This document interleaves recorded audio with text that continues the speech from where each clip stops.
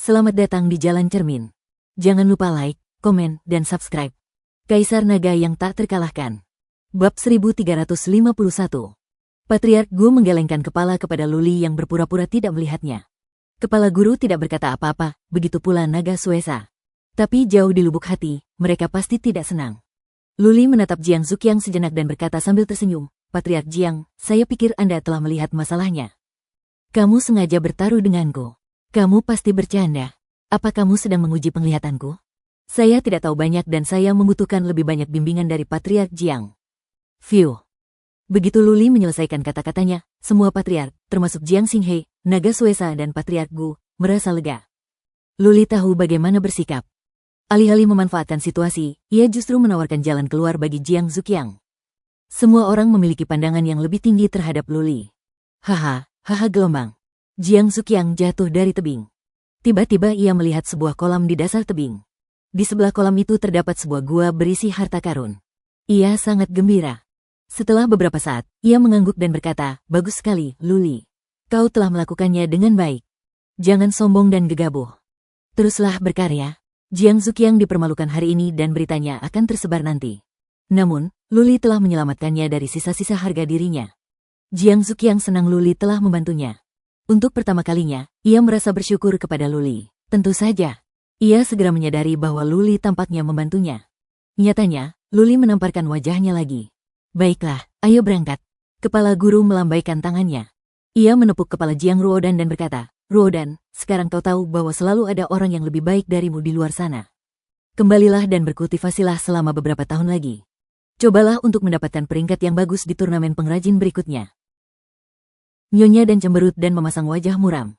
Kepala sekolah menepuk kepalanya dan merasa semakin bersalah. Ia menatap Luli dan berkata, Luli, bagaimana kalau kita bertaruh? Mari bertaruh siapa di antara kita yang akan mendapat peringkat lebih baik di turnamen pengrajin berikutnya. Lady Dan sudah tidak muda lagi. Tapi ia terlahir dengan sendok perak di mulutnya. Di kamar relik, semua orang harus mengalah dan memanjakannya. Karena itu, ia dimanja habis-habisan.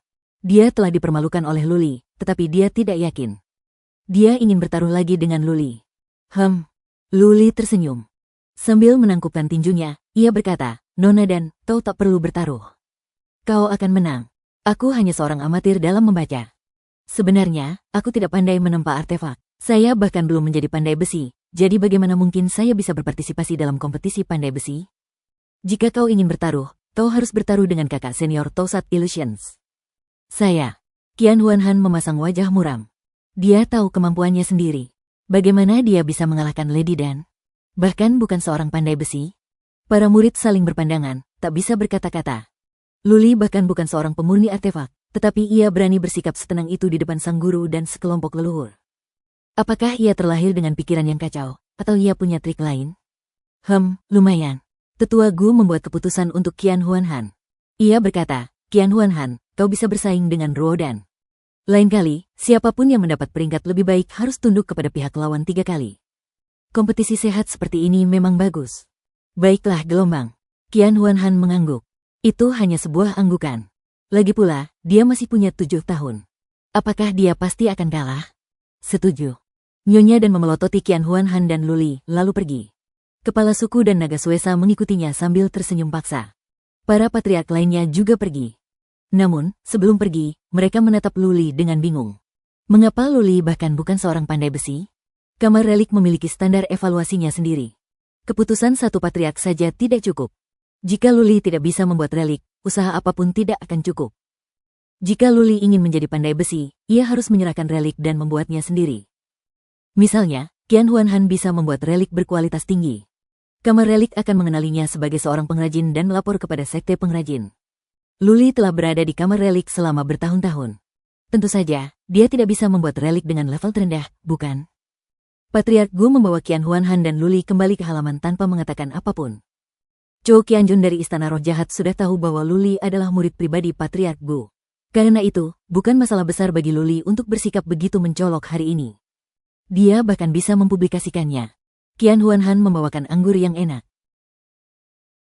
Luli minum bersamanya dari pagi hingga malam. Qian Huanhan sangat gembira. Ia minum sampai mabuk. Luli menghiburnya dengan samar dan menyemangatinya. Patriark Gu sudah menganggap Qian Huanhan sebagai murid pribadinya. Ia memberi Qian Huanhan banyak buku dan membimbingnya dalam menempa artefak. Kalau tidak, Qian Huanhan tidak akan berkembang secepat ini. Qian Huanhan tidak berbakat dalam menempa artefak, tetapi ia juga tidak lemah. Ia lebih baik daripada kebanyakan murid di sekte tersebut. Asal dia mau mengabdikan dirinya pada pelajaran, dia mungkin bisa mencapai tingkat tertentu. Qian Huanhan tertidur. Luli duduk sebentar dan berjalan ke halaman belakang. Patriark Gu sedang duduk di bawah pohon anggur, menggambar formasi dengan kuas dan kertas. Luli melihatnya dan menyadari bahwa itu adalah formasi untuk lightning trigger. Patriark Gu pasti sedang memikirkan cara meningkatkan pemicu petir. Menguasai. Luli membungkuk hormat. Patriark Gu tidak menjawab. Setelah beberapa saat, Patriark Gu menatap Luli dan berkata, "Kau sudah belajar bertahun-tahun. Mengapa kau tidak mulai menempa artefak?" Selama bertahun-tahun, Luli gemar membaca buku. Ia belum pernah menempa artefak secara langsung. Patriark Gu memang pernah bertanya kepadanya tentang hal itu, tetapi Luli berkata bahwa ia harus mempelajari formasi terlebih dahulu. Patriark Gu tidak terburu-buru. "Saya ingin memukau dunia dengan satu prestasi cemerlang." Luli menyeringai dan menertawakannya. Dia tidak terlalu tertarik menempa artefak. Jadi bagaimana kalau dia bisa membuat relik tertinggi? Dia hanya akan menjadi seorang pengrajin yang ulung. Para pengrajin ahli mungkin tidak ada di mana-mana di Divinity, tetapi jumlahnya puluhan ribu. Menjadi seorang pengrajin ahli tidak berarti banyak. Transformasi sejati baru akan terjadi ketika seorang pengrajin ahli bisa menjadi pengrajin ahli. Status mereka akan meningkat, dan kekuatan-kekuatan besar akan berjuang untuk menjerat mereka. Mereka yang bergabung dengan sekte pengrajin bisa menjadi patriark. Meski begitu, tidak mudah untuk menjadi seorang pengrajin ulung. Banyak patriark kamar relik telah mempelajari penempaan artefak sepanjang hidup mereka, namun mereka tidak dapat membuat artefak suci. Mereka tidak dapat mencapai langkah terakhir. Oleh karena itu, pikiran Luli tidak tertuju pada penempaan artefak, melainkan hanya ingin membaca buku sebanyak mungkin agar peri darah dapat belajar sendiri. Dia bisa berkultivasi untuk meningkatkan kemampuannya sambil menunggu peri darah selesai mempelajari buku-bukunya. Saat itu, belum terlambat untuk mulai menempa artefak. "Baiklah, terserah kamu." Patriark Gu tidak banyak bicara. Ia melanjutkan menggambar. Luli memiliki bakat yang luar biasa. Dia memiliki pemahaman yang unik tentang formasi. Luli punya rencana sendiri. Sebagai gurunya, Patriark Gu tidak bisa terlalu banyak ikut campur. Jika Luli dibiarkan sendiri, Patriark Gu mungkin akan mengubah Luli menjadi pengrajin jenius. "Guru, murid ini mau pamit." Luli tertarik dengan sketsa Patriark Gu. Baru-baru ini, peri darah sedang mempelajari formasi pemanggilan petir. Ia berusaha menyempurnakannya. Bab 1352. Kembali di perpustakaan, Luli terus membaca dan mengolah energi dan jiwa ilahi pada saat yang sama. Ada ratusan ribu buku di perpustakaan, tetapi Luli tidak perlu membaca terlalu banyak buku di lantai pertama. Lantai pertama berisi beberapa pengetahuan dasar. Lebih dari 100.000 buku di lantai 2 adalah yang terbaik. Luli berencana untuk membaca semua buku sehingga dia bisa fokus pada kultivasi dan menyerahkan penempaan artefak kepada peri darah. Di sebuah ruangan kecil di perpustakaan, Luli mengaktifkan manik pengumpul roh. Mengolah energi ilahi di sini ratusan kali lebih cepat daripada di luar. Energi ilahi tak ada gunanya dipupuk. Namun, energi ilahi adalah sumber kekuatan. Tanpa energi ilahi yang mendalam, bahkan jika ia mempelajari jurus-jurus yang kuat, ia tak akan mampu menggunakan semuanya. Lebih dari sebulan telah berlalu. Luli terbangun dari kultivasinya oleh suara peri darah, "Guru, saya keluar." Luli terhibur. Ia langsung bertanya, "Bagaimana? Apakah ada kemajuan?" Peri darah menjawab, "Ya, aku sudah mencoba memodifikasi formasi lightning trigger. Sekarang, kekuatan lightning trigger seharusnya jauh lebih kuat. Juga, saya telah menemukan cara untuk mencegah pengguna terluka saat menggunakan lightning trigger." "Apa?" Luli tercengang. Peri darah telah menyerap pengetahuan dari koleksi Tianlingxi, koleksi Patriark Gu, dan banyak buku lainnya. Peri darah cukup mahir dalam formasi. Luli tidak terkejut bahwa peri darah dapat memodifikasi formasi pemicu petir. Ia yakin pada peri darah. Namun, peri darah dapat menemukan cara untuk mencegah penggunanya terluka. Terakhir kali, Patriark Gu dan Luli membahas kekurangan lightning trigger. Pengguna harus melempar lightning trigger sejauh 1 mil, jika tidak, pengguna akan hancur berkeping-keping. Jika masalah ini dapat dipecahkan dan ada cukup banyak pemicu petir, bahkan para prajurit super perkasa di Divinity tidak akan berani mendekat. Luli bertanya dengan tergesa-gesa, "Apakah kamu yakin? Lightning trigger akan menyerang tanpa pandang bulu. Bahkan para prajurit super perkasa di Divinity pun tak akan mampu bertahan dari petir sekuat itu." "Itu mudah."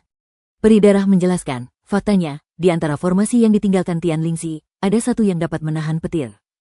Petir adalah jenis energi khusus. Ia adalah Energi yang dapat diserap selama pembentukannya cukup kuat. Seberapapun kuatnya petir, ia dapat diserap. Formasi yang ditinggalkan Tian Lingxi disebut formasi pengumpulan guntur yang dapat menyerap petir. Saya telah sedikit memodifikasi formasi ini agar dapat terukir sempurna pada armor. Selama saya bisa menempa armor dengan formasi pengumpul petir, armor tersebut akan mampu menahan petir surgawi.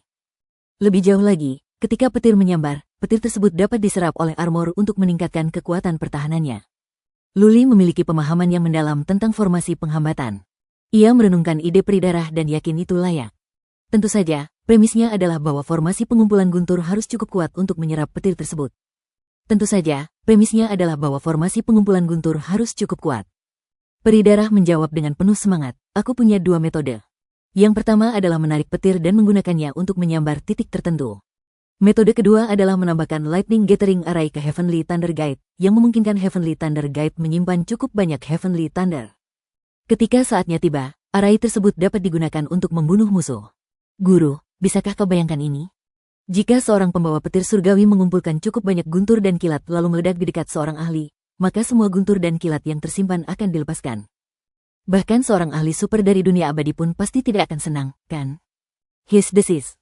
Luli tersentak. Meskipun ia memiliki harapan tinggi terhadap bakat peridarah dalam formasi, ia telah meremehkan kemampuannya. Ia membayangkan ledakan pembawa petir surgawi dan pelepasan dahsyat guntur dan kilat yang terkumpul, membunuh semua musuh di dekatnya. Ia tak kuasa menahan diri untuk tidak bergidik. Serangan titik tetap. Namun, ketika ia memikirkan metode peningkatan pertama peridarah, ia agak bingung. Pembawa petir hanya memanggil petir.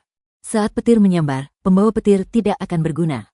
Guntur surgawi menyerang tanpa pandang bulu, jadi bagaimana mungkin ia menyasar musuh?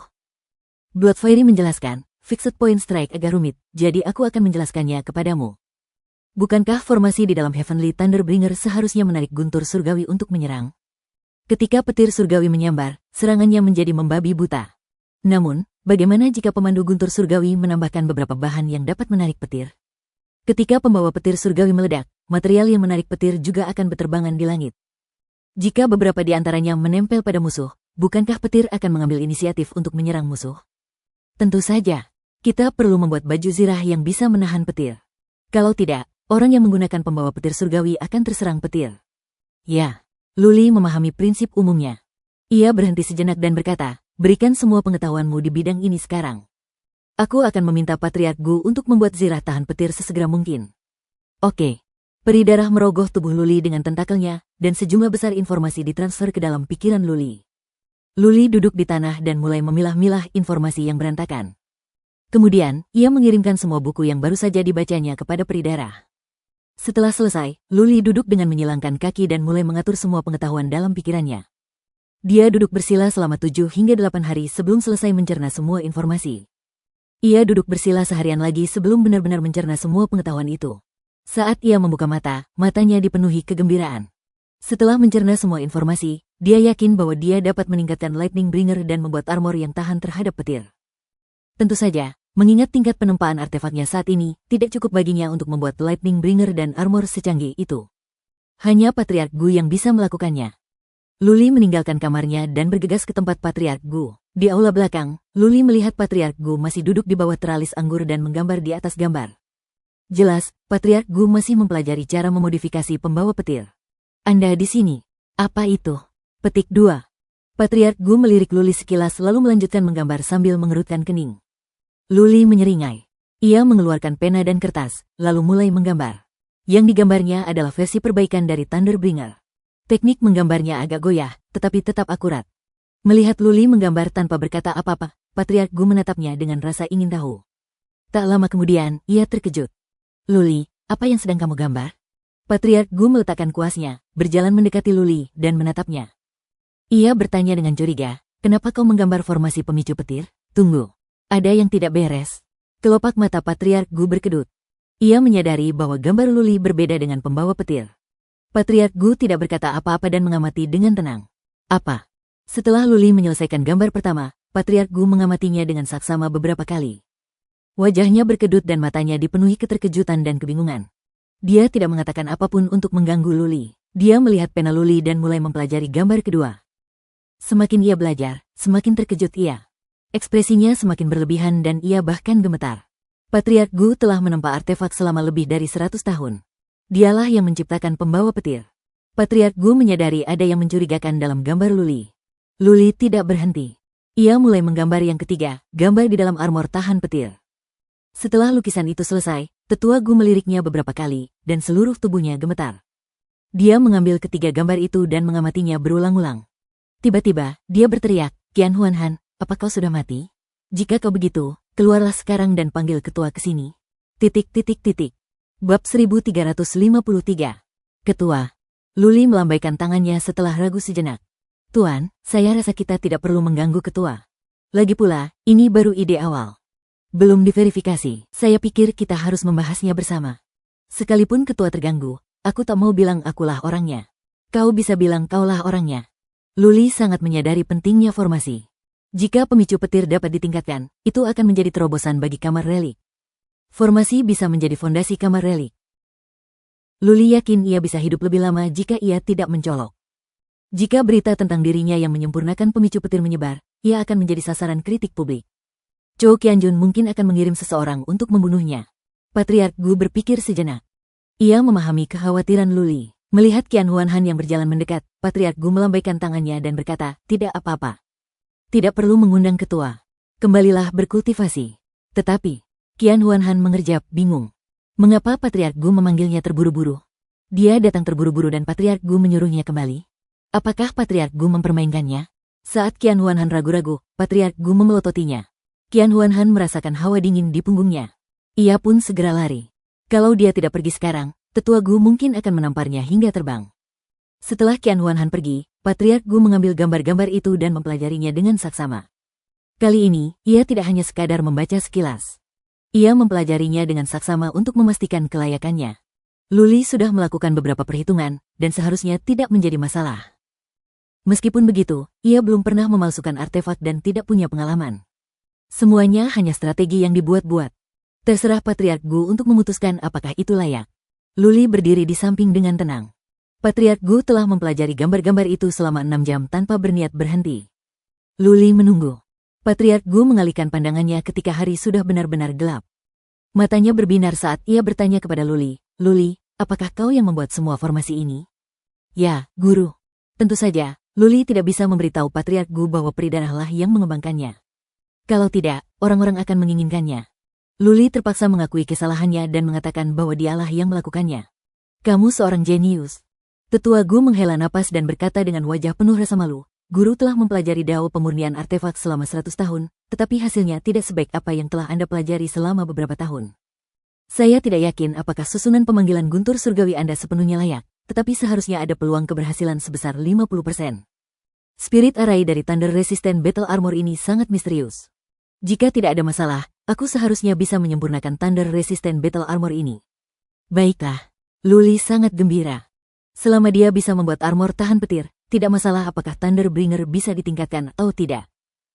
Mampu menahan gempuran petir, Heavenly Thunderbringer merupakan senjata hebat untuk membela diri dan membunuh musuh. Tentu saja, jika Heavenly Thunderbringer dapat ditingkatkan, maka akan menjadi lebih sempurna. Waktu adalah hal terpenting. Penatua Gu sangat gembira.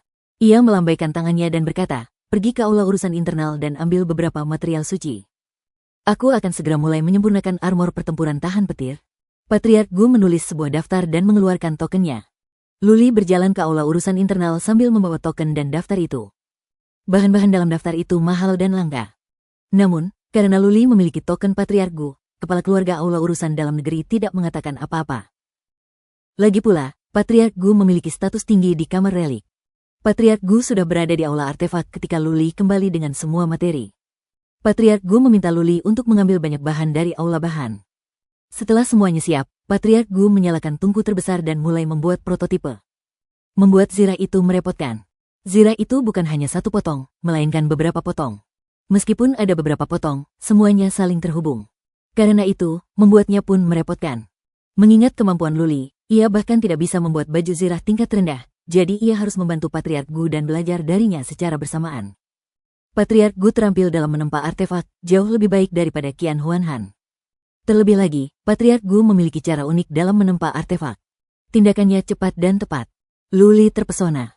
Butuh lebih dari setengah hari baginya untuk membuat prototipe-prototipe itu. Namun, prototipe-prototipe itu sungguh indah. Totalnya ada 6 bagian, helm, baju zirah, pelindung lengan, dan pelindung kaki. Seluruh set zirahnya berwarna biru dengan pola seperti sisik naga. Sungguh indah. Bagus. Penatua Gu mengangguk pelan dan berkata, baju zirah perang yang terbuat dari besi bintang ekstraterestrial memang indah. Material ini sangat langka dan sangat kuat. Bahkan jika kau hanya mengukir beberapa susunan pertahanan biasa di atasnya, baju zirah perang ini bisa menjadi artefak dewa tingkat menengah. Patriark Gu beristirahat sejenak dan mulai mengukir formasi. Sebelumnya, ketika ia membuat relik, ia mengukir formasi sambil membuat prototipe. Ini adalah pertama kalinya ia membuat zirah tahan petir. Ia tidak boleh ceroboh. Ia tidak terburu-buru mengukir formasi pada baju zirahnya. Sebaliknya, ia mengeluarkan prototipe lain dan mulai. 2 jam kemudian, ia berkata dengan puas, selesai. Ayo mulai. Patriark Gu mengambil alih baju zirah dan mulai mengukir formasi. Luli berdiri di samping, takut bersuara. Besi stelar itu mahal. Bahan-bahan yang dibutuhkan untuk membuat armor itu setidaknya membutuhkan ratusan ribu sumber ilahi. Jika terjadi kesalahan, bahan-bahan itu akan terbuang sia-sia. Kali ini, butuh waktu lebih lama. 8 jam kemudian, Patriark Gu membuang baju zirah relik itu dan berkata, formasi ini aneh. Aku tak percaya. Ukirannya gagal. Gagal. Luli tercengang. Apakah itu berarti ratusan ribu sumber ilahi terbuang sia-sia? Patriark Gu menghela napas. Ia berdiri dan berkata, saya akan istirahat dulu, lalu menempanya lagi. Besi bintang terbuat dari material khusus. Saya rasa bisa digunakan lagi. Bisakah digunakan lagi? Luli merasa lega. Sayang sekali jika ratusan ribu sumber ilahi terbuang sia-sia jika tidak bisa digunakan lagi. Patriark Gu duduk di tempat selama 1 jam. Ia menyalakan tungku dan melemparkan baju zirah relik ke dalam tungku untuk ditembak ulang. Bisa dipakai lagi. Setelah dilebur kembali ke dalam tungku, Penatua Gu memeriksanya dan mengangguk kecil. Ia mulai mengukir formasi itu lagi. Akhirnya, 6 jam kemudian, ia melempar baju zirah itu ke tanah dan berkata dengan sedih, aku gagal lagi. Logam astral ini tidak berguna. Apa sebenarnya yang salah? Ini tidak benar. Petik 2. Patriark Gu bergumam. Ia kembali ke halaman belakang dan mulai mempelajari gambar itu. Luli melemparkan baju zirah relik yang terbengkalai itu kembali ke aula material mistis. Ia mulai belajar sambil mengerutkan kening. Formasinya seharusnya baik-baik saja. Luli sudah memikirkannya, dan Patriark Gu sudah lama mempelajarinya. Seharusnya baik-baik saja. Karena ukirannya gagal 2 kali, maka pasti ada yang salah dengan Stellar Iron. Besi bintang. Luli mencari informasi tentang besi bintang. Sesaat kemudian, ia mengangkat alisnya. Ia bergegas ke halaman belakang dan berkata, Tuan, ketika Anda membuat prototipe besi bintang, apakah Anda menambahkan bubuk raja kegelapan? Tidak. Ada apa? Patriark Gu menggelengkan kepala dan menatap Luli dengan bingung. Lalu, ia tiba-tiba tersadar. Ia menepuk kepalanya dan berkata, pantas saja, pantas saja. Aku mulai pikun. Besi stelar memiliki unsur yang dan kekerasan yang ekstrim. Kita perlu menambahkan bubuk raja yin selama proses penempaan untuk meningkatkan peluang keberhasilan. Ayo kita lanjutkan. Bab 1354. Di halaman belakang kamar relik terdapat sebuah rumah besar yang indah. Rumah itu luas, dipenuhi pegunungan, sungai, pepohonan, dan bunga-bunga. Disinilah kepala kamar relik tinggal. Kepala suku Jiang Xinghe dan keluarganya tinggal di sini. Saat itu, Jiang Xinghe sedang mengajar nyonya dan di aula artefak. Lady dan bisa begitu terampil karena, pertama, ia berbakat. Kedua, Jiang Xinghe mengajarinya secara langsung. Gemerisik, gemerisik, gemerisik gelombang. Terdengar langkah kaki. Seorang penjaga masuk dan melapor. Kepala suku, Patriark Qi dari Divisi Urusan Dalam Negeri datang untuk menemui Anda. Berlangsung. Jiang Xinghe melambaikan tangan kepada nyonya dan berjalan keluar. Ia melihat seorang pria tua berdiri di sana. Sambil melambaikan tangannya, Jiang Xinghe berkata, Saudara Qi, Anda di sini. Silakan duduk. Ada apa? Divisi Urusan Internal bertanggung jawab atas urusan internal kamar relik. Patriark Qi adalah salah satu orang kepercayaan Jiang Xinghe. Mereka dekat dan merupakan teman lama. Ketua, Patriark Qi tidak duduk. Ia malah menangkupkan tinjunya dan berkata, baru-baru ini, Sanhe meminta sejumlah besar materi senilai lebih dari 1 juta. Aku tahu dia tidak akan menyia-nyiakannya, tetapi menurutku lebih baik aku melapor kepada kepala. Oh, Jiang Xinghe mengerutkan kening. Ia menatap kediaman Patriark Gu dengan heran dan bertanya, apakah Sanhe mengatakan relik apa yang sedang ia buat? Bahan apa yang dia gunakan? Alasan utamanya adalah bintang besi ekstraterestrial. Patriark Qi menjelaskan, dia telah meminta besi bintang kosmik berkali-kali. 2 kali pertama, dia meminta Luli untuk datang dan mengambilnya. Kemudian, dia mengirimi saya pesan. Saya memberikannya karena dia bukan orang yang gegabah. Dia tidak memberitahu saya untuk apa pesan itu. Ya, Jiang Xinghe mengangguk. Sanhe orang yang bijaksana. Besi bintang kosmik bisa digunakan dengan berbagai cara, tapi utamanya untuk membuat baju zirah, kan? Kurasa Sanhe tidak akan menggunakan besi bintang kosmik untuk membuat armor relik agung biasa. Apakah dia akan membuat relik suci? Biasanya, Patriark Gu tidak akan menggunakan material seberharga itu untuk membuat armor relik agung biasa. Kalaupun dia melakukannya, dia tidak akan seboros itu. Dia telah meminta material senilai 1 juta sumber ilahi hanya dalam beberapa hari. Jiang Xinghe sangat mengenal Patriark Gu. Hanya ada 2 kemungkinan. Patriark Gu sedang membuat baju zirah relik agung yang istimewa atau relik suci. Aku akan pergi melihatnya. Jiang Xinghe agak penasaran. Jika Penatua Gu bisa memurnikan artefak tingkat suci, paviliun artefak akan memiliki guru pandai besi ilahi lainnya. Ini adalah peristiwa besar bagi seluruh alam ilahi. Kelahiran seorang Grandmaster Divine Blacksmith akan menggemparkan alam ilahi. Jiang Xinghe melangkah keluar, sementara Tetua Qi mengikutinya dengan penuh minat. Mereka berdua tidak memberitahu siapapun dan segera keluar dari manor. Mereka bahkan tidak memberitahu siapapun sebelum masuk. Setelah mereka tiba di luar aula penyempurnaan peralatan, mereka berdua baru saja hendak membuka pintu dan masuk ketika mereka mendengar tawa terbahak-bahak dari dalam. Baiklah, selesai. Setelah menghabiskan begitu banyak material suci, akhirnya selesai. Hahaha. Bagus, bagus, bagus. Jiang Xinghe dan Tetua Qi saling berpandangan. Keduanya sedikit terharu. Sejak kematian putra, menantu, dan cucu Tetua Gu tidak pernah tertawa seperti ini selama bertahun-tahun. Mungkinkah dia benar-benar telah memurnikan artefak tingkat suci? Jiang Xinghe dan Tetua Qi bergegas masuk dan melirik baju perang di tangan Tetua Gu. Mereka melihat sebuah baju zirah perang berwarna biru langit yang sangat indah. Baju zirah ini berkilauan dengan cahaya, dan auranya sedalam lautan. Hah? Jiang Xinghe dan Patriark Qi saling memandang, kecewa dan bingung. Ini hanyalah baju zirah relik tertinggi.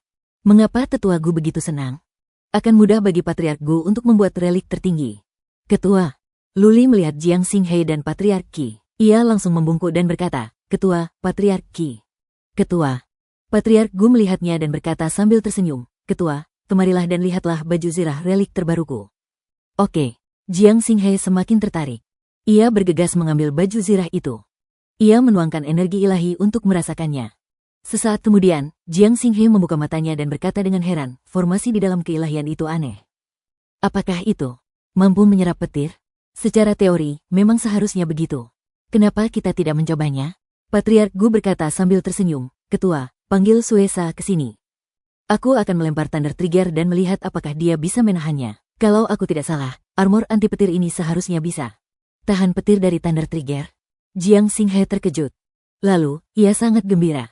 Pemicu petir adalah senjata pamungkas kamar relik. Namun, ada kekurangannya, petirnya akan menyerang tanpa pandang bulu. Oleh karena itu, senjata itu harus dilempar lebih dari 1 mil jauhnya atau penggunanya akan terbunuh. Jika senjata itu dilempar lebih dari 1 mil jauhnya, para prajurit super perkasa itu akan lari terbirit-birit. Jika armor relik mampu menahan petir, maka Thunder Trigger bisa digunakan sesuka hati. Jika puluhan Thunder Trigger mampu mencakup area dengan radius lebih dari 3 mil, bahkan para prajurit super perkasa di Divinity pun akan musnah. Saudara Qi, Jiang Xinghe berteriak kegirangan, bawa Suesa ke sini sekarang juga. Juga, rahasiakan ini. Selain kami, tidak ada orang lain yang boleh tahu. Ketika Thunder Trigger diciptakan, hal itu menimbulkan kegemparan di dalam keilahian. Banyak kekuatan yang waspada. Mereka bahkan ingin menghancurkan senjata itu dan membunuh Patriark Gu. Namun, Sekte Pengrajin membuat pernyataan dan kelemahan pemicu petir pun diketahui. Oleh karena itu, pasukan tersebut tidak terlalu takut. Lagi pula, jika tidak bisa membunuh prajurit super perkasa di Divinity, maka itu tidak ada artinya. Munculnya Thunder Resistant Armor meningkatkan kekuatan Thunder Trigger. Kemungkinan membunuh para prajurit super perkasa di Divinity pun meningkat pesat. Coba pikirkan. Jika Long Suesa membawa lusinan pemicu petir ke sekelompok prajurit super perkasa di alam dewa dan meledakkan pemicu petir itu secara bersamaan, para prajurit super perkasa di alam dewa mungkin akan terbunuh semua, tetapi Long Suesa bisa lolos tanpa cedera. Atau jika puluhan prajurit perkasa di Divinity yang mengenakan Thunder Resistant Armor menyerbu ke sebuah kota dengan Thunder Trigger, mereka akan mampu membunuh semua dewa dan Buddha yang menghalangi jalan mereka. Swish gelombang.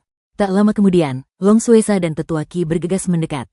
Jiang Xinghe menyerahkan baju zirah itu kepada Long Suesa dan berkata, Tetua Long, segera sempurnakan. Kita bicarakan sisanya nanti. Baiklah. Long Suesa duduk bersila dan mulai menyempurnakan baju zirahnya. Ia sangat kuat. Hanya butuh waktu kurang dari 1 jam untuk menyempurnakan baju zirahnya. Dia berdiri, dan baju zirahnya yang berwarna biru langit pun muncul, seketika membuatnya tampak gagah berani dan mengagumkan. Ayo kita keluar dari lembah dan lakukan tes.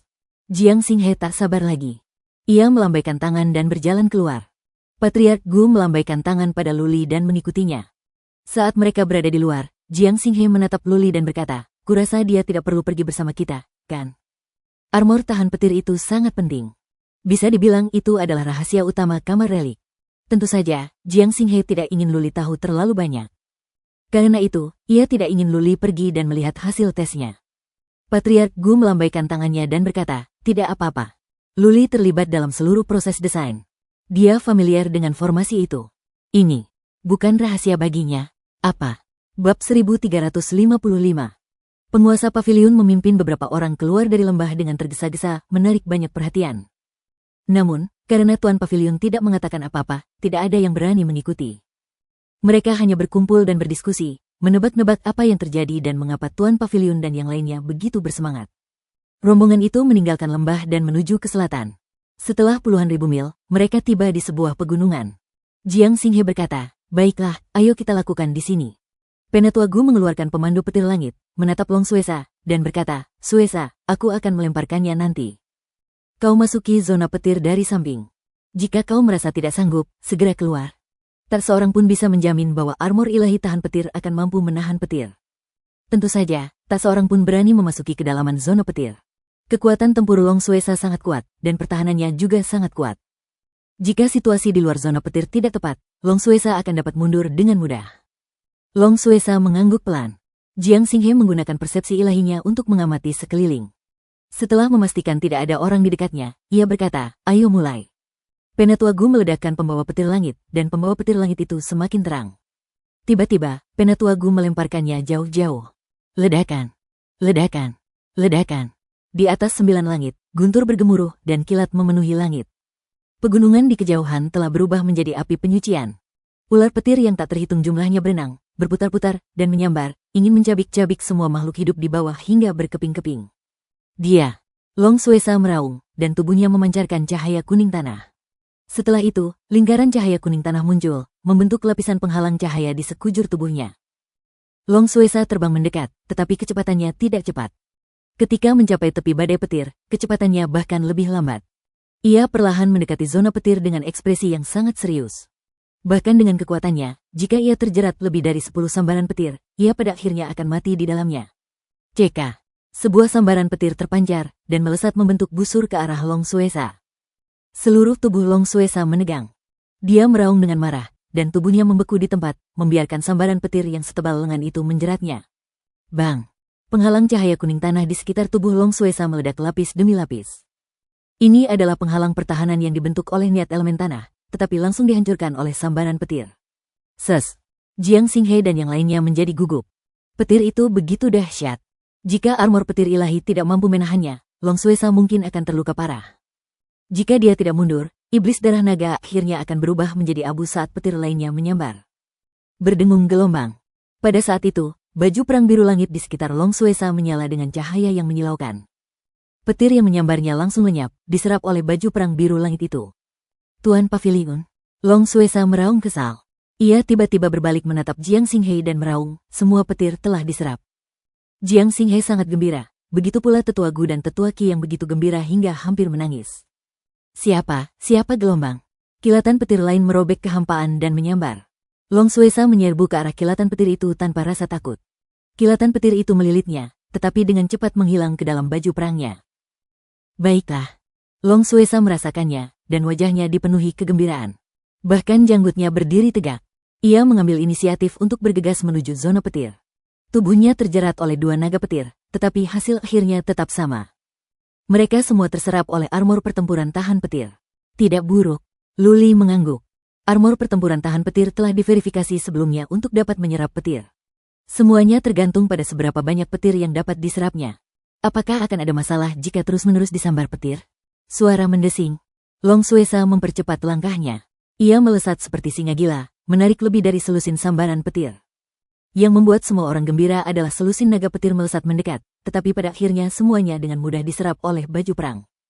Naga darah jahat tidak mengalami kerusakan apapun. Bagus, bagus.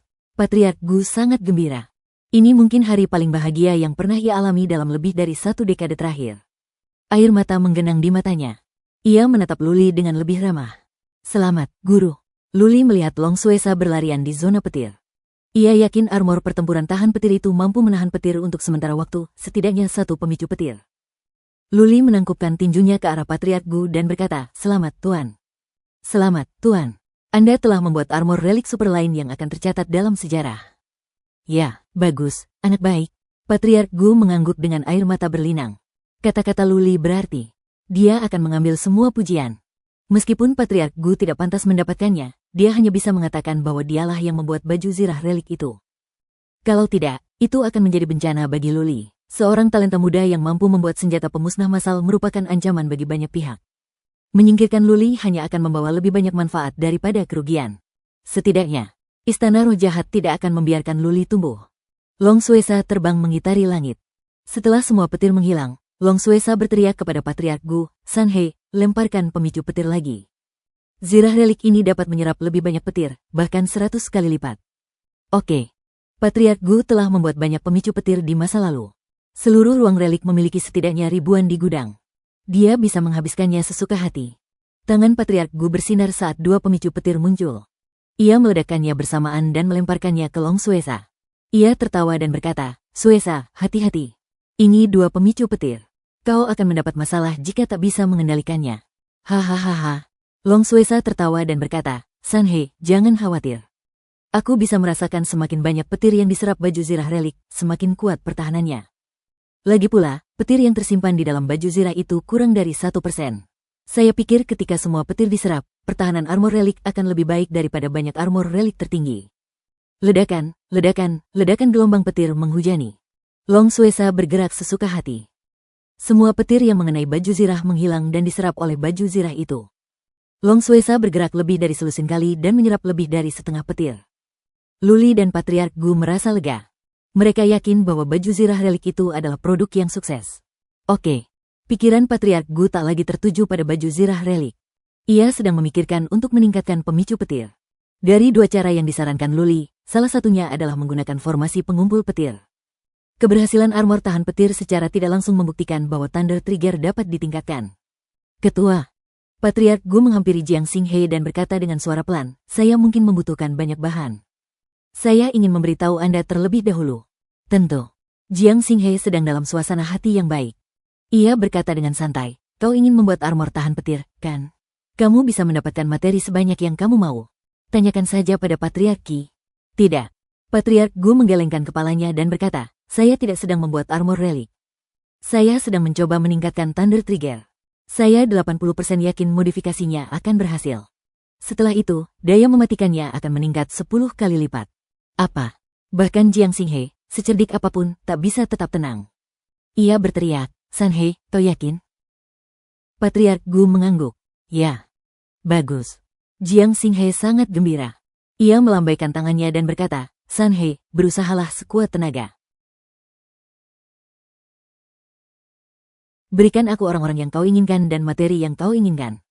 Berikan aku apapun yang kau inginkan. Jika kau bisa meningkatkan kekuatan Thunder Trigger 10 kali lipat, kau akan menjadi penyumbang terbesar kamar relik dalam 10.000 tahun terakhir. Namamu akan tercatat dalam sejarah. ... PS, aku banyak kerjaan akhir-akhir ini, jadi aku nggak akan menebusnya. Aku akan melakukannya minggu depan." Bab 1356. Jiang Xinghe telah memberikan wewenang tertinggi kepada Patriark Qi. Patriark Qi juga ada di sini. Karena kepala guru telah berbicara, Patriark Qi tidak akan mengatakan apa-apa. Ia tidak akan keberatan bahkan jika Patriark Gu mengosongkan gudang. Tentu saja, kamar relik itu kaya dan megah. Setiap tahun, mereka menjual banyak senjata relik. Setelah bertahun-tahun mengumpulkan harta, kamar relik memiliki kekayaan lebih banyak daripada 72 sekte manapun. Oleh karena itu, bahkan jika Patriark Gu menyia-nyiakan ratusan juta sumber ilahi, itu tidak akan menjadi masalah besar bagi kamar relik. Jika pavilion artefak dapat mengembangkan pembawa petir surgawi yang lebih kuat dan armor pertempuran tahan petir, maka pavilion artefak tidak perlu takut pada kekuatan super manapun di alam ilahi. Mereka bahkan tidak perlu takut pada pasukan biasa dengan kekuatan tertinggi di alam ilahi. Itu karena senjata pembunuh hebat pavilion artefak dapat membunuh musuh kapan saja. Dengan ribuan pembawa petir surgawi, kekuatan apapun akan musnah.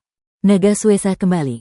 Ia memutus koneksi spiritual dan mengembalikan armor itu kepada Patriark Gu. Ini adalah armor relik pertama. Patriark Gu harus mempelajari dan menyempurnakannya. Lagi pula, Patriark Gu sudah membuatnya. Naga Suesa bisa membuat yang kedua atau ketiga. Saat itu, setiap patriark di kamar relik pasti sudah punya satu. Patriark Gu melemparkan baju zirah relik itu kepada Luli dan berkata, "Luli, baju zirah relik ini milikmu." "Baiklah, beri nama." "Hah?" Jiang Xinghe, Long Suesa, dan Patriark Qi menatap Luli dengan heran. Wajar saja Patriark Gu akan memberikan baju zirah relik itu kepada Luli. Tetapi mengapa Luli berhak memberi nama pada armor relik? Ini sungguh tak terduga. Setiap kali relik baru muncul, penciptanya berhak menamainya. Ini adalah sesuatu yang bisa diwariskan turun-temurun. Misalnya, dahulu kala ada seorang pengrajin utama yang membuat alat terbang khusus dan menamakannya dengan namanya sendiri. Dengan semakin populernya alat terbang ini, namanya pun menyebar luas. Ini jauh lebih gemilang daripada sekadar mencatatkan namanya dalam buku sejarah. Armor anti petir itu sungguh ajaib. Ketika petir terkumpul, kemampuan bertahannya akan lebih baik daripada armor relik terbaik manapun. Di masa depan, armor relik akan terkenal. Bagaimana bisa Patriark Gu membiarkan Luli memiliki hak penamaan yang begitu penting dan kesempatan untuk pamer? Luli terlibat dalam seluruh proses pembuatan baju zirah relik dan dia memberi saya banyak inspirasi. Saya sudah tua. Saya tidak butuh ketenaran. Saya akan memberikannya kepada yang muda. Penatua Gu dengan santai menjelaskan saat dia melihat ekspresi terkejut pada Jiang Xinghe dan yang lainnya.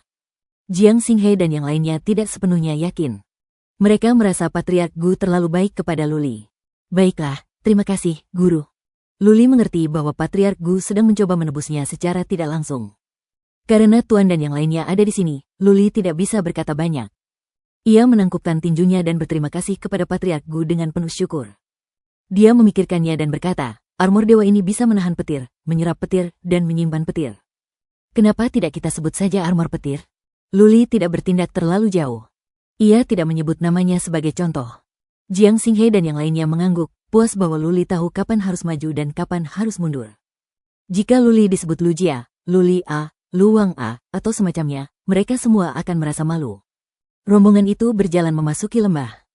Di pintu masuk lembah, Jiang Xinghe sekali lagi menegaskan bahwa masalah ini tidak boleh disebarkan kepada siapapun selain kelima orang yang hadir. Tentu saja, ini terutama ditujukan kepada Luli. Semua orang mengerti betapa seriusnya situasi ini. Kembali ke kediaman Patriark Gu, kepala suku tidak langsung pergi. Ia meminta Long Suesa dan Patriark Qi untuk pergi terlebih dahulu. Ia pergi ke halaman belakang bersama Patriark Gu dan mendengarkan penjelasan Patriark Gu tentang cara meningkatkan pemicu petir. Jiang Xinghe merasa lebih yakin untuk meningkatkan Thunder Trigger setelah mendengar penjelasan Patriark Gu. Dia adalah seorang ahli dalam menempa artefak. Meskipun tidak tahu diagram pembentukan Thunder Trigger, dia ahli dalam menempa artefak. Dia bisa menarik kesimpulan dari satu contoh. Dia bisa memahami banyak teori dengan mudah. Oke, Sanhe, lakukan yang terbaik. Jiang Xinghe tidak membaca atau membahas detail spesifik atau diagram formasi. Setiap pengrajin artefak memiliki keahlian uniknya masing-masing. Mereka semua memahami aturannya. Akan tidak sopan terhadap Penatua Gu jika dia tidak menyentuh teknik unik mereka. Jiang Xinghe pergi. Tak lama kemudian, Patriark Qi mengirimkan sejumlah besar materi. Jiang Xinghe langsung memerintahkan Patriark Gu untuk menghabiskannya dengan bebas dan menempa artefak sesuka hatinya. Luli tidak ingin berpartisipasi dalam produksi Thunder Trigger karena dia ingin kembali membaca. Setelah Thunder Trigger ditingkatkan, Patriark Gu akan memberi Luli sesuatu untuk melindungi dirinya sendiri. Luli tahu cara memodifikasi inti Thunder Trigger, dan bukan tidak mungkin baginya untuk membuatnya lebih banyak lagi di masa depan. Namun, Patriark Gu menyeret Luli. Luli tahu bahwa Patriark Gu melakukan ini demi kebaikannya sendiri dan ingin Luli belajar sesuatu. Luli memiliki pengetahuan teori yang baik tetapi sedikit praktik. Luli tidak berani menentang perintah Patriark Gu, dan mulai membuat Thunder Trigger berulang kali. Pada awalnya, Patriark Gu membuat banyak pemicu petir. Ia akan menjelaskan setiap langkah secara detail kepada Luli dan memerintahkan Luli untuk melakukannya sendiri. Patriark Gu merasa malu karena Luli tidak dapat memberitahu Patriark Gu bahwa dialah yang membuat pemicu petir. Oleh karena itu, Patriark Gu ingin menebus kesalahannya kepada Luli. Ia berencana untuk mengajari Luli cara membuat pemicu petir selangkah demi selangkah.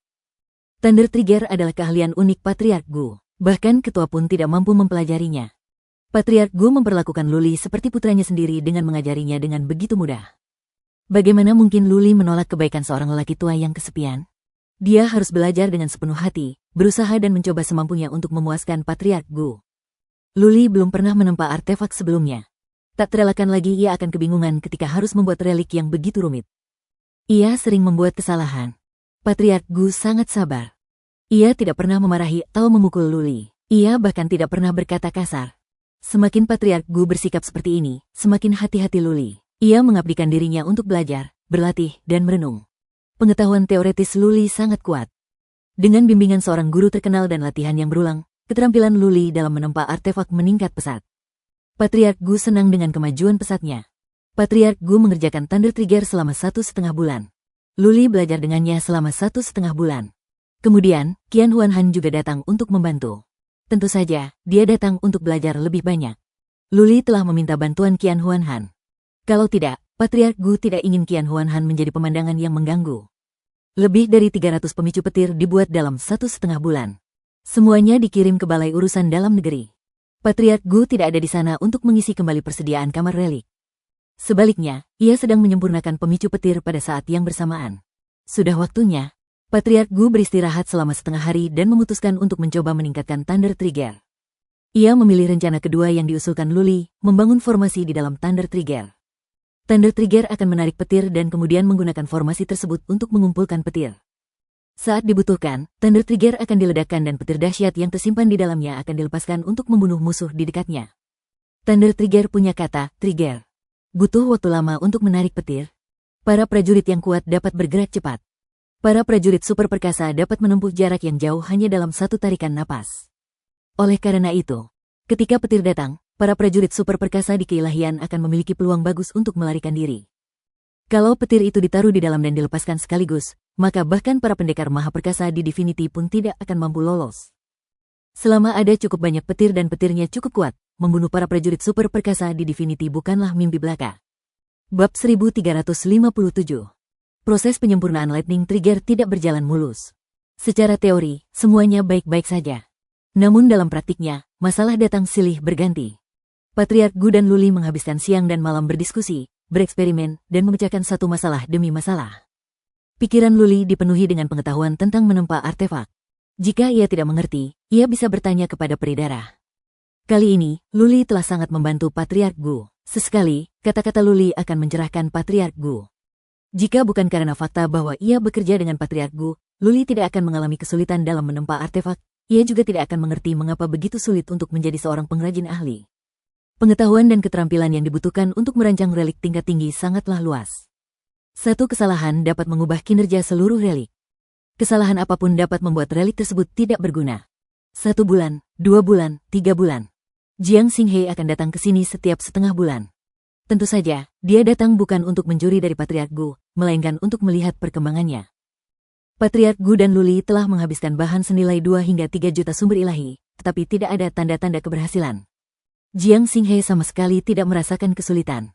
Bahkan jika ia harus menghabiskan beberapa ratus juta akar dewa, ia tidak akan mengatakan apa-apa, apalagi beberapa juta. Lagi pula, setiap artefak dewa yang menantang surga harus diuji, disempurnakan, dan ditingkatkan sebelum bisa menjadi sempurna. Selama beberapa bulan terakhir, kemampuan menempa Luli telah meningkat pesat. Mengingat pemahaman Luli tentang formasi, Patriark Gu yakin Luli sekarang dapat menempa relik kelas atas yang biasa-biasa saja. Dengan kata lain, Luli sekarang adalah seorang ahli tempa. Luli sedang tidak ingin menempa relik. Pikirannya teralihkan oleh Lightning Trigger yang telah ditingkatkan. Ia terus berdiskusi dan bereksperimen dengan tetua Gu. Keduanya telah bertukar lebih dari 100 jenis embrio artefak dan materi ilahi. Pemicu petir yang baru harus menyimpan petir. Oleh karena itu, material aslinya tidak dapat digunakan. Mereka harus menggantinya dengan yang baru. Meskipun demikian, material biasa tidak dapat memicu petir. Oleh karena itu, Patriark Gu dan Luli harus mempelajari, memverifikasi, dan bereksperimen dengan segala macam konflik dan kontradiksi. 3 bulan berlalu. Mereka telah menghabiskan jutaan sumber ilahi di kamar relik dan akhirnya berhasil membuat pemicu petir pertama yang disempurnakan. Pemicu petir ini diberi nama amarah Dewa Petir. Sayangnya, Patriark Gu dan Luli membawa murka Dewa Petir keluar dari lembah dengan semangat tinggi. Ketika petir turun, murka Dewa Petir yang baru saja dibuat hancur berkeping-keping oleh petir. Patriark Gu dan Luli saling berpandangan, tak bisa berkata-kata, menatap amarah Dewa Petir. Mereka bahkan tidak tahu apa yang salah. Amarah Dewa Petir yang telah mereka ciptakan dengan susah payah itu hancur berkeping-keping. Tak terelakkan, Luli merasa putus asa. Patriark Gu berdiri di sana cukup lama, tenggelam dalam pikirannya. Tiba-tiba, ia menepuk kepalanya dan berkata, "Oh tidak, aku lupa satu hal, baja pola ungu tidak boleh dicampur dengan serbuk timbal sulfur. Kalau tidak, akan meledak." Pantas saja baja pola ungu meledak saat petir pertama. Aku mulai pikun. Patriark Gu bahkan tidak memperhatikan Luli. Ia bergegas ke halaman sendirian. Luli tersadar dan bergegas menyusul. Mereka berdua bergegas memasuki rumah besar itu bagai angin dan mulai memurnikan lagi. Sehari kemudian, amarah Dewa Petir kedua muncul. Mereka berdua bergegas keluar dari lembah dengan penuh semangat, tetapi hasilnya sama mengecewakannya. Saat petir surgawi menyambar, amarah Dewa Petir langsung meledak. Kali ini, bahkan Patriark Gu sendiri tidak dapat memahaminya. Ia kembali belajar. Butuh waktu 5 hari sebelum ia berhasil membuat amarah Dewa Petir lainnya. Setelah selesai, ia mencoba lagi, tetapi hasilnya tetap sama. Amarah Dewa Petir meledak. Yang keempat, yang kelima, yang ke-10. Setengah bulan, 1 bulan, 2 bulan. Luli tidak menyangka akan sesulit ini membuat relik tingkat tinggi. Ia pikir setelah formasinya terbentuk, semuanya akan baik-baik saja. Dia tidak menyangka Patriark Gu, yang begitu ahli dalam menempa artefak, harus menghabiskan begitu banyak waktu dan bahan. Pengrajin memang mahal. Bagaimana mungkin sekte kecil mampu membiayai seorang pengrajin? Kami akhirnya berhasil menahannya. Ketika amarah Dewa Petir ke-15 tercipta, amarah Dewa Petir akhirnya berhenti. Formasi di dalamnya mulai menyerap petir. Namun, ada yang salah dengan amarah Dewa Petir ini. Setelah menyerap beberapa petir, ia meledak. Ini bagus. Meskipun amarah Dewa Petir akhirnya meledak, setidaknya ia telah mencapai terobosan. Sekarang, ia bisa menyerap beberapa petir. Ketika amarah Dewa Petir ditingkatkan, ia dapat menyerap lebih banyak petir. Setelah beberapa putaran peningkatan lagi, amarah Dewa Petir akan menjadi lengkap. Sebulan kemudian, Patriark Gu memanggil Jiang Xinghe, Long Xuesa, dan Patriark Qi. Jiang Xinghe dan yang lainnya sangat gembira. Mereka telah menghabiskan begitu banyak bahan dan waktu. Hari ini, Patriark Gu akhirnya memanggil mereka. Jelas, amarah Dewa Petir berhasil. Ini dia. Patriark Gu menyerahkan bola biru kepada Luli dan memintanya untuk mengaktifkannya. Luli mengangguk dan menuangkan energi ilahi untuk mengaktifkan formasi di dalamnya. Wus gelombang. Luli melemparkan amarah Dewa Petir. Guntur bergemuruh di langit saat kilat menyambar. Namun kali ini, petir-petir itu tidak sembarangan. Semua petir menyambar ke arah bola biru. Semua petir lenyap begitu mengenai bola biru. Semuanya terserap. Ledakan, ledakan, ledakan gelombang amarah Dewa Petir ini berbeda dengan pembawa petir yang hanya bisa menarik satu petir. Yang ini terus-menerus menarik petir. Setelah satu batang dupa terbakar dan sedikitnya ribuan petir dilepaskan, langit akhirnya menjadi tenang. Cukup. Patriark Gu melihatnya dan mengangguk. Tangan Luli bersinar saat ia menembakkan energi ilahi ke arah amarah Dewa Petir. Ledakan. Tiba-tiba, murka Dewa Petir meledak. Setelah itu, petir yang tak terhitung jumlahnya melesat dengan liar. Area seluas hampir 3 mil diselimuti oleh petir yang dahsyat. Semburan ki dan energi penghancur memancar dari sana, membuat Luli dan yang lainnya gemetar. Desis gelombang. Long Xuesa adalah yang terkuat di antara mereka, tetapi dialah yang paling merasakannya. Otot-otot wajahnya berkedut saat dia terengah-engah tanpa sadar. Ketika petir itu menghilang, Long Xuesa menghela napas dan berkata, senjata pamungkas telah lahir. Sanhei, mulai hari ini, kau akan tercatat dalam sejarah keilahian. Amarah Dewa Petir itu mengerikan. Kalau saja meledak di dekatku, aku pasti sudah mati. Sanhei, seluruh kamar relik bangga padamu. Jiang Xinghe berseru. Perasaannya campur aduk. Bagi kamar relik, amarah Dewa Petir memiliki kelebihan dan kekurangan. Namun, bagi dewa, kekurangannya lebih besar daripada kelebihannya. Amarah Dewa Petir akan mengakibatkan kematian banyak orang. Jika metode pembuatan amarah Dewa Petir diketahui, seluruh keilahian akan kacau balau. Tak seorang pun dapat memperkirakan berapa banyak orang yang akan mati atau apakah hal itu akan mengakibatkan malapetaka di alam dewa. Oleh karena itu, Jiang Xinghe harus mendukung produksi amarah Dewa Petir. Dengan amarah Dewa Petir, kamar relik akan memiliki efek jera yang absolut. Kamar relik akan diuntungkan di masa depan, dan statusnya di sekte pengrajin juga akan meningkat. Sekte pengrajin memiliki banyak cabang di keilahian. Ruang relik tidak ada apa-apanya bagi para petinggi sekte pengrajin. Dengan amarah Dewa Petir, status kamar relik di sekte pengrajin akan meningkat. Apapun. Bab 1358.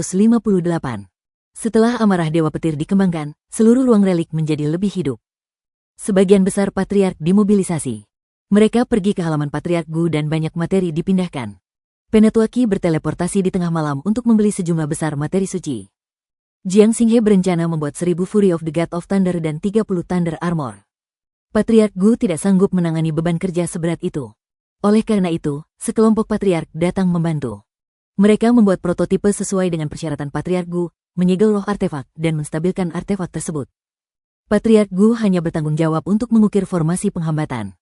Inti dari amarah Dewa Petir adalah formasi penghambatan. Selama formasi penghambatan tidak bocor, mustahil bagi para patriark lainnya untuk mengetahui cara membuat amarah Dewa Petir. Dengan cara ini, Patriark Gu akan lebih mudah dan efisiensinya akan meningkat. Ia juga biasa membuat pemicu petir dengan cara ini. Halaman rumah Patriark Gu dikelilingi oleh murid-murid aula perang. Selain para patriark, tidak ada yang diizinkan masuk atau keluar. Para leluhur itu tidak tahu persis apa yang mereka buat. Jiang Xinghe tahu bahwa jika informasi itu bocor sebelum 1000 amarah Dewa Petir dibuat, kamar relik akan berada dalam bencana besar. Para murid kamar relik penasaran. Nyonya dan Long Yunhai terus bertanya-tanya. Tetapi bagaimana Lady Dan bisa tahu jika bahkan para patriark yang terlibat dalam produksi tidak mengetahuinya? Patriark Qi kembali dengan miliaran sumber ilahi dan membeli sejumlah besar material. Patriark Gu bekerja siang dan malam di halamannya. Efisiensinya cepat. Patriark Gu menjadi semakin baik dan cepat dalam mengukir formasi penghambatan. Awalnya, saat ia bekerja dengan Luli, ia membutuhkan waktu beberapa jam untuk mengukir formasi penghambatan. Sekarang, hanya butuh 2 jam. Dengan lebih banyak latihan, ia bisa menyelesaikannya paling lama dalam 1 jam. Luli dan Qian Huanhan sedang sibuk, memilah material dan memindahkan prototipe. Sebenarnya, Luli juga bisa mengukir formasi penghambatan karena ia sudah mengenalnya. Namun, Patriark Gu tidak mengizinkannya untuk campur tangan. Jika tidak, jika informasinya bocor, Luli akan berada dalam bahaya. Setengah bulan. Awalnya, tingkat kegagalannya tinggi, tetapi seiring Jiang Xinghe terbiasa, ia dapat membuat beberapa Fury of the God of Thunder setiap hari. Produk yang sudah selesai dibawa pergi oleh Patriark Qi tanpa memberi kesempatan kepada patriark lainnya untuk mempelajarinya. Setelah menyempurnakan hampir 100 amarah Dewa Petir dalam waktu setengah bulan, Jiang Xinghe diam-diam mengirim Long Xuesa untuk mengisi semua amarah Dewa Petir dengan petir. Dengan begitu, ia bisa melepaskannya kapan saja untuk menghancurkan musuh-musuhnya hingga berkeping-keping. 1 bulan kemudian, berita bahwa lebih dari 200 amarah Dewa Petir telah disempurnakan pasti telah bocor keluar. Memang ada mata-mata di pavilion artefak. Lagi pula, Penatua Qi telah membeli begitu banyak material ilahi. Bagaimana mungkin dia menyembunyikannya? Pada hari ini, susunan teleportasi pavilion artefak ilahi menyala, dan 3 sosok berkelebat di dalamnya. Jiang Xinghe memindainya dengan kekuatan spiritualnya dan segera terbang bersama Long Xuesa. Salam untuk Penatua He, Penatua Ying, dan Nona Huang. Jiang Xinghe membungkuk hormat. Jiang Xinghe sudah menduga sekte pengrajin akan mengirim seseorang ke sana. Dia tidak menyangka sekte pengrajin akan menganggap begitu penting hal itu. Mereka sebenarnya mengirim 2 orang hebat ke sini. Bima Sakti. Penatua He tersenyum dengan ekspresi tidak berbahaya di wajahnya. Dia melihat sekeliling lembah artefak, menyentuh kepala Luo Huang, dan berkata, "Kudengar pemandangan di sini bagus. Apakah ada beberapa tempat wisata indah di dekat sini?" Huang, kecil akhir-akhir ini bosan, jadi lelaki tua ini membawanya bermain. Selamat bersenang-senang. Jiang Xinghe dan Long Xuesa diam-diam merasa geli. Seorang gadis kecil datang untuk bermain, dan dia membutuhkan Penatua He untuk menemaninya secara pribadi. Lebih jauh lagi, Penatua Ying adalah seorang Grandmaster pandai besi ilahi, jadi mengapa dia datang ke pavilion artefak? Selamat datang, selamat datang. Di permukaan, Jiang Xinghe tampak sangat sopan saat ia memimpin ketiga orang itu memasuki manor. Mereka baru saja mengobrol sebentar ketika arai teleportasi menyala lagi. Kali ini, 2 orang datang. Satu adalah pria tua botak, dan yang lainnya adalah seorang tuan muda yang anggun. Apa? Lady Dan, yang baru saja memasuki aula dan hendak menyapa mereka berdua, mengamati dengan kekuatan psikisnya. Ia langsung tersipu dan berkata dengan gembira, "Kenapa dia ada di sini?" Luo Tianxing, orang tua gila, dan Luo Xier. Jiang Xinghe menggunakan kekuatan psikisnya untuk memeriksa dan terkejut. Pavilion Gerimis Berkabut telah mengirim seseorang ke sini, dan orang itu adalah orang penting, pejuang terkuat di Jalan Gerimis Berkabut, Luo Tianxing. Orang yang bersamanya adalah Luo Xier, pujaan hati Lady Dan. Xuesa, pergi dan sapa mereka. Jiang Xinghe merasa sakit kepala. Ia meminta Long Xuesa untuk pergi dan menyapa mereka. Nyonya dan membungkuk kepada Patriark He dan yang lainnya, lalu berkata dengan wajah memerah, "Saya akan pergi bersama kakek Xuesa." Berdengung gelombang. Begitu Long Xuesa dan Lady Dan keluar, susunan teleportasi menyala lagi. Kali ini, 2 orang datang. Kekuatan batin Jiang Xinghe mendeteksi seorang wanita cantik berbusana kekaisaran. Ia pun terkejut. Ia menangkupkan tinjunya ke arah Patriark He dan Patriark Ying sambil tersenyum getir dan berkata, "Patriark He, Patriark Ying, Tuan Sui ada di sini. Aku akan pergi dan menyapanya." "Pergi-pergi." Patriark He sama sekali tidak keberatan. Ia berkata sambil tersenyum, Xinghe, jangan khawatir. Aku di sini. Siapapun mereka, lembah relik tidak bisa berbuat apa-apa. Tentu saja, tentu saja. Jiang Xinghe tersenyum malu. Maksud Patriark He jelas. Dia datang atas nama Sekte Pengrajin untuk mendukung kamar relik. Pada saat yang sama, dia menegaskan, tanpa dukungan Sekte Pengrajin, mustahil bagi kamar relik untuk menikmati amarah guntur sendirian. Kamar relik merupakan cabang dari Sekte Pengrajin, namun itu tidak berarti bahwa kamar relik harus mendengarkan Sekte Pengrajin. Kamar relik dapat berbagi sebagian amarah guntur dengan Sekte Pengrajin, tetapi Sekte Pengrajin harus menawarkan persyaratan yang menguntungkan. Jiang Xinghe telah mengambil keputusan. Ia pergi untuk menyapa Tuan Sui, Lo Wuxier, Putri Suci Sui, dan yang lainnya. Namun, mereka tidak dibawa ke aula utama, melainkan ke aula samping yang lain. Xinghe, sudah puluhan tahun sejak terakhir kali kita bertemu. Lo Tianxing memiliki kepala botak berkilau. Ia menggenggam tangan Jiang Xinghe dan berkata, Kau terobsesi menempa artefak selama bertahun-tahun. Bagaimana kalau kau jalan-jalan saja? Terakhir kali kita bertemu, aku tidak cukup minum denganmu. Kali ini, aku datang langsung. Kurasa kau tidak kekurangan minum. Guru Sui cantik dan anggun. Ia seorang wanita yang bermartabat. Ia melihat sekeliling sambil tersenyum dan berkata, Guru Jiang, di mana muridmu yang bernama Luli itu? Minta dia keluar dan biarkan aku melihatnya. Aku ingin melihat betapa tampannya dia. Bagaimana dia bisa begitu mudah mencuri hati Jingya, kekasihku? Menguasai. Putri Suci tersipu. Ia begitu malu hingga tak sanggup mendongak. Lo Wuxier menyeringai dan berkata, Ruodan, di mana Luli? Aku di sini, tapi dia tidak di sini untuk menyambutku dan Putri Suci. Bukankah itu agak tidak adil? Luli. Jiang Xinghe dan Long Xuesa saling berpandangan. Keduanya tampak khawatir. Luli terlibat dalam produksi Fury of Thunder dan Thunder Armor. Patriark Gu sangat mengaguminya. Jelas, Istana Gunung Salju dan Pavilion Gerimis berkabut memiliki motif tersembunyi. Jika kedua kekuatan itu dapat menemukan terobosan melalui Luli, Jiang Xinghe akan berada dalam posisi yang sulit. Namun, bab 1359. Nyonya dan membawa token Jiang Xinghe ke kediaman Patriark Gu dan menanyakan Luli. Qian Huanhan mengedipkan mata. Ia mengira Nyonya dan telah berubah pikiran dan jatuh cinta pada Luli. Luli meminta izin kepada Patriark Gu sebelum pergi. Nyonya dan berkata tanpa emosi, Luli, kakek ingin kau pergi keluar dan menghabiskan waktu bersama Putri Suci dan si Jalang Luo itu. Aku tidak tahu ada yang menyukai Jalang sepertimu. Dari apa yang dikatakan kepala Istana Sui, sepertinya gadis suci Sui cukup menyukaimu. Kodok sepertimu masih punya kesempatan untuk makan daging angsa. Luli kesal. Ia mendengus dan berkata, Jiang Ruodan, minta maaf padaku sekarang atau aku akan memberitahu Lo Wuxier tentang perilakumu yang memalukan. Meminta maaf? Kau berharap? Nyonya dan melotot ke arah Luli dengan mata terbelalak. Baiklah kalau begitu, kamu yang memintanya. Luli tersenyum. Ia mengabaikan Lady Dan berjalan keluar. Menatap punggung Luli, ekspresi Nyonya dan berubah. Ia tampak khawatir. Dia menggertakkan giginya dan mengejar Luli, tetapi dia tidak mengatakan apapun dengan keras kepala. Luli mengabaikan Nyonya dan terus berjalan tanpa suara. Ketika hendak mencapai halaman belakang, Nyonya dan akhirnya tak tahan lagi. Ia berteriak, Luli, apa itu? Dia tidak bisa menyelesaikan kalimatnya. Luli berpura-pura tidak mendengarnya dan terus berjalan ke halaman belakang. Nyonya dan mulai kehilangan kesabaran. Ia mengejar Luli dan menghentikannya. Luli menatap Nyonya dan dengan dingin dan berkata, Tuan dan yang lainnya bisa melepaskan kekuatan psikis mereka kapan saja. Tuan Muda Lou, ini kesempatan terakhirmu. Saya. Lady Dan begitu dirugikan hingga ia hampir menangis. Matanya memerah dan wajahnya yang cantik dipenuhi kesedihan. Ia tampak begitu menyedihkan sehingga tak seorang pun tega melihatnya seperti ini. Sayangnya, Luli tidak mengatakan apa-apa. Nyonya dan memutuskan dan berkata, baiklah, saya minta maaf. Saya tarik kembali perkataan saya. Lebih seperti itu. Luli tersenyum puas. Ia tidak merasa bersalah karena telah menindas seorang gadis kecil. Ia mengangguk dan berkata, jangan khawatir. Kembalilah ke kamarmu dan mandi. Lo Wuxier akan menjemputmu nanti. Anda, Nona Dan adalah gadis lugu yang selalu merasa superior. Ia belum pernah mendengar kata-kata kotor seperti itu sebelumnya. Ia begitu marah hingga hampir meledak. Luli mengabaikannya. Ia melangkah menuju ruang samping. Hahaha.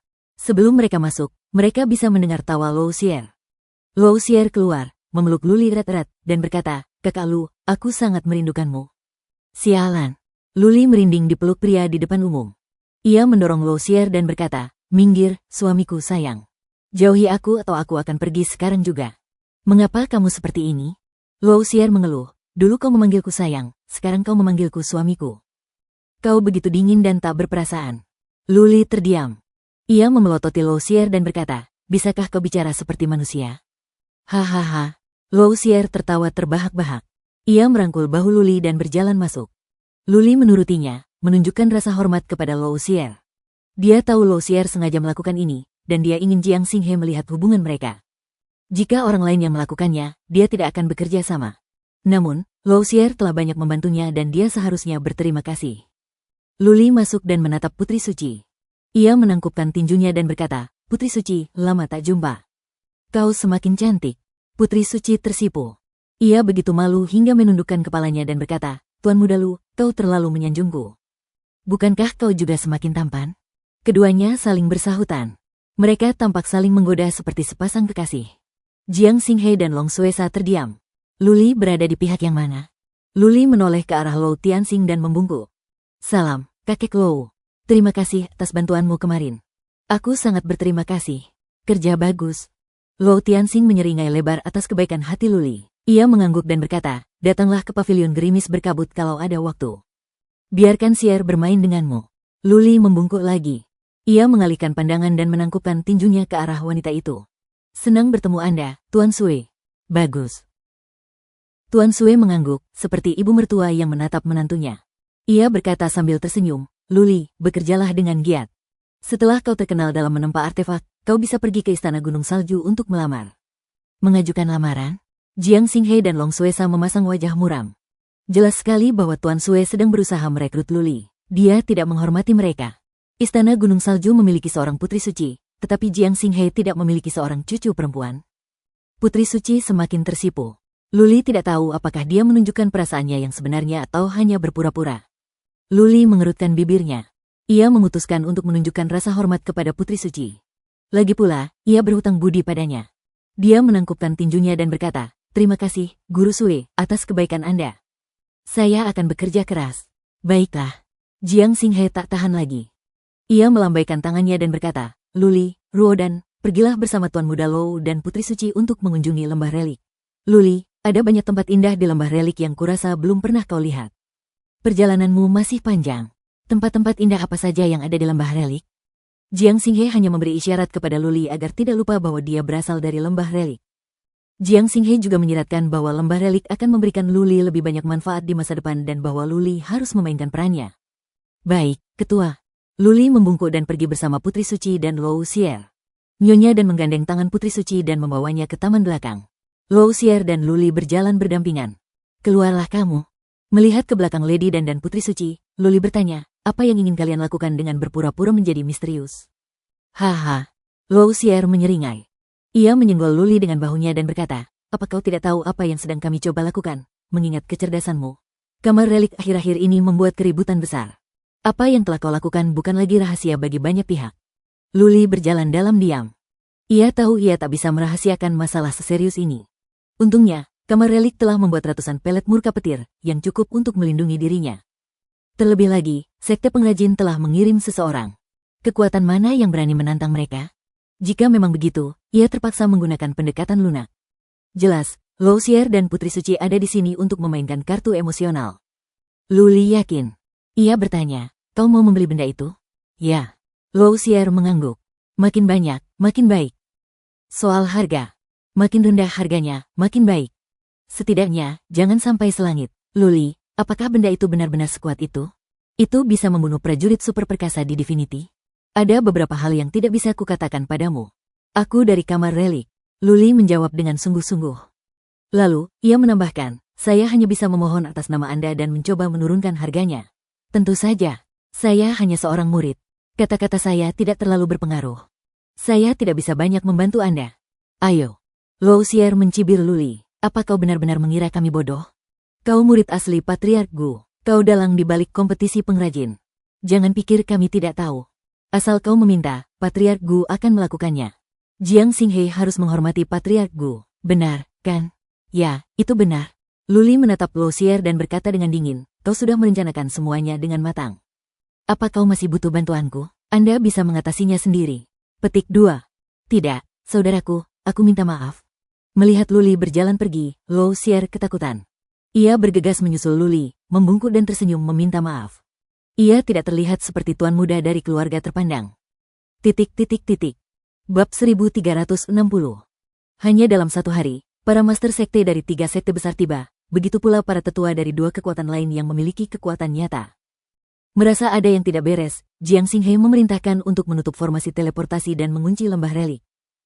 Jiang Xinghe tahu betul bahwa hanya ada 3 alasan mengapa faksi dan sekte besar ini datang ke paviliun artefak ilahi. Mereka ingin mendapatkan metode pemurnian amarah Dewa Petir, membeli amarah Dewa Petir, atau menghancurkannya. Tentu saja, kehadiran Patriark Elang dan Patriark Bangau di sini merupakan representasi dari sikap sekte pengrajin. Sekalipun ada yang berniat jahat, tak seorang pun akan berani main-main di kamar relik. Kalau tidak, sekte pengrajin pasti akan membalas. Bahkan dengan kehadiran Patriark Cerane dan yang lainnya, Jiang Xinghe memutuskan untuk berhati-hati.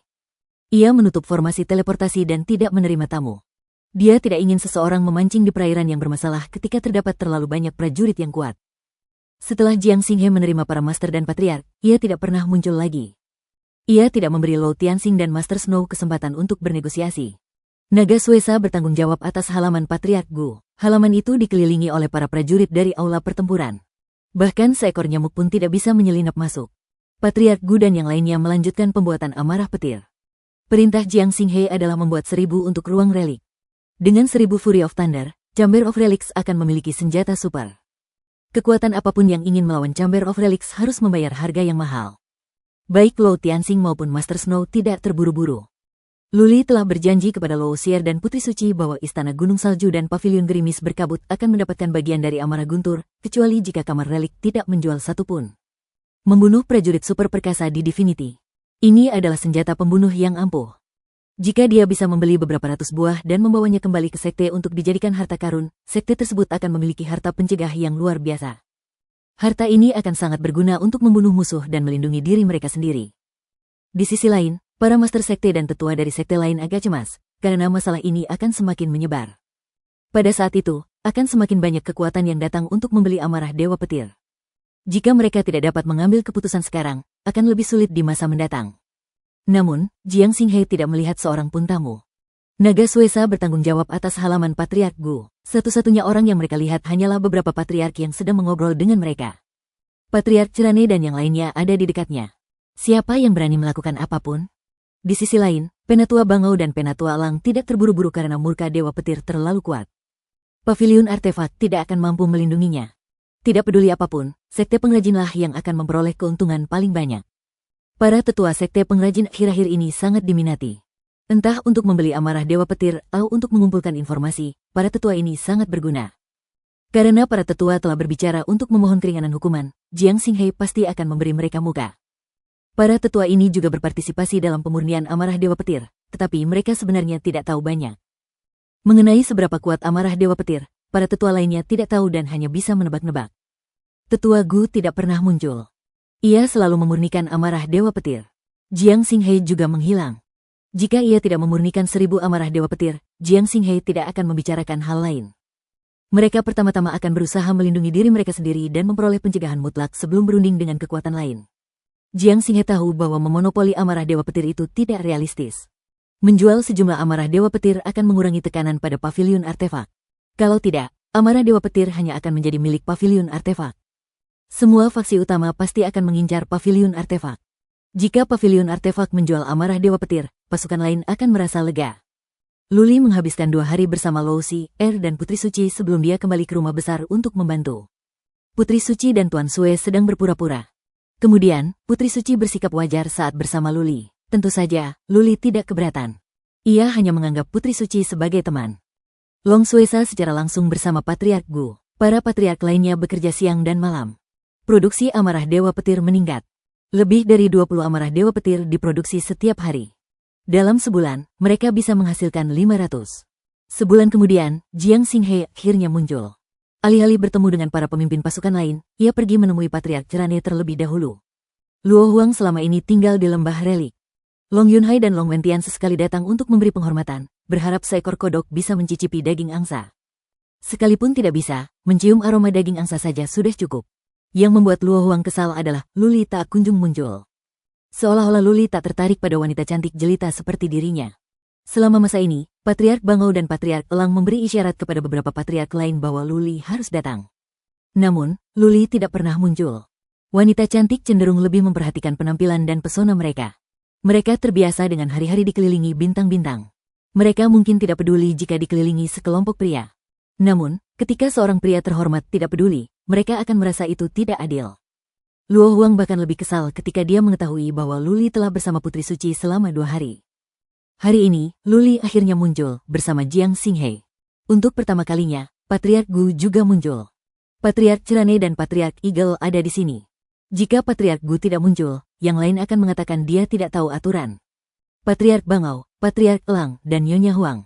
Luli membungkuk hormat setelah Jiang Xinghe, Long Suesa, dan Patriark Gu memberi salam. Setelah itu, Luli berdiri di samping dengan patuh. Ia tidak melihat sekeliling. Ia berperilaku baik. Patriark Cerane menatap Luli sambil tersenyum dan bertanya, "Luli, kudengar kau banyak berkontribusi pada amarah Dewa Petir." Luli menangkupkan tinjunya dan berkata, "Patriark Cerane, kau terlalu menyanjungku. Aku bahkan bukan seorang pemurni. Bagaimana aku bisa berkontribusi pada Fury of the Thunder God, sebuah relik tingkat tinggi? Yang saya lakukan hanyalah membantu tetua sedikit dan melakukan beberapa hal kecil." Haha. Patriark Elang tersenyum dan berkata, "Aku melihat amarah Dewa Petir. Ada beberapa metode untuk menghancurkan dan memadatkan formasi. Apakah Sanhe mengubah gayanya?" Patriark Gu tahu bahwa Patriark Elang dan yang lainnya pasti ragu. Ia menangkupkan tinjunya dan berkata dengan tenang, "Patriark Elang, akhir-akhir ini, saya sedang melakukan penelitian tentang cara mengganggu dan memadatkan formasi. Itu tidak elegan. Tolong jangan menertawakan saya." "Baiklah, sudah cukup." Patriark Cerane tidak ingin melanjutkan masalah ini. Ia melambaikan tangannya dan berkata, "Huang pasti bosan. Luli, kamu bisa mengajaknya jalan-jalan." Luli tahu bahwa Patriark Cerane dan yang lainnya sedang sibuk. Karena itu, dia tidak ingin terlalu banyak berhubungan dengan Luo Huang. Wanita muda seperti ini punya sifat pemarah. Dia tidak mau melayaninya seperti cucu. Karena Patriark Cerane telah menunjuknya, Luli tak bisa berbuat apa-apa. Ia menangkupkan tinjunya dan berkata, "Suatu kehormatan bagi saya." "Nyonya Huang, silakan." Luo Huang mengenakan kerudung. Ia menatap Luli dengan mata jernihnya, lalu melangkah keluar dengan langkah lebar. Luli bergegas menyusulnya. Setelah Luli dan Luo Huang pergi, Patriark Cerane langsung ke intinya, "Xinghe, kamu telah menerima permintaan dari banyak kekuatan, kan? Anda pasti berada di bawah tekanan yang besar." Jiang Xinghe tahu ada beberapa hal yang tidak bisa disembunyikan dari Patriark Cerane. Hari ini, dia datang untuk bernegosiasi. Dia berdiri, menangkupkan tinjunya, dan berkata, "Patriark Cerane, itu benar. Aku berencana mengadakan lelang dalam beberapa bulan dan menjual 100 Wrath of the Thunder God sekaligus. Mulai sekarang, saya hanya akan menjual 100 Wrath of the Thunder God setiap tahun. Penawar tertinggi akan mendapatkannya. Tentu saja, kami akan memberikan 50 Wrath of the Thunder God kepada sekte pengrajin setiap tahun." Jiang Xinghe menyatakan persyaratannya. Ia akan memberikan 50 murka Dewa Petir kepada sekte pengrajin setiap tahun sebagai imbalan atas perlindungan dan dukungan sekte pengrajin. Patriark Cerane dan Patriark Ying saling memandang dan tersenyum. Jiang Xinghe tak mampu lagi menahan tekanan. Ini menyelamatkan mereka dari kesulitan berbicara. Patriark Cerane melambaikan tangannya dan berkata, "Xinghe, jangan pelit. Beri kami 1000 untuk pertama kalinya dan 500 setiap tahun mulai sekarang. Aku akan bicara dengan sekte pengrajin." Bersambung.